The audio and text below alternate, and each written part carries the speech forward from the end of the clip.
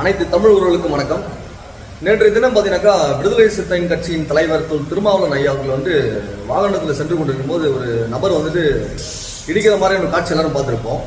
அவர் இடித்ததாகவே இருக்கட்டும், ஆனால் விடுதலை சிறுத்தைகள் கட்சியின் ஆதரவாளர்கள் ஒரு 5க்கும் மேற்பட்டவர் ஒரு வழக்கறிஞர் என்றும் கூட பாராமல் சரியாமறையான தாக்குதல் நடத்துகின்றார். இதற்கு அவர்கள் காவல்துறை அணுகி அவர் மீது வழக்கு பதிவு செஞ்சிருக்கலாம்.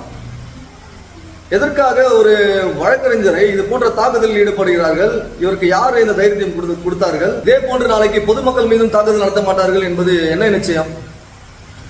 இதை முறையாக விசாரணை செய்து அந்த 5க்கும் மேற்பட்டவர்கள் அந்த வழக்கறிஞர்கள் மீது தாக்குதல் நடத்திய 5க்கும் மேற்பட்டவர்கள் மீது சட்ட நடவடிக்கை எடுக்க வேண்டும். ஒரு உயர்நீதிமன்ற வழக்கறிஞருக்கே பாதுகாப்பு இல்லை என்பது மிகவும் வேதனை அளிக்கிறது.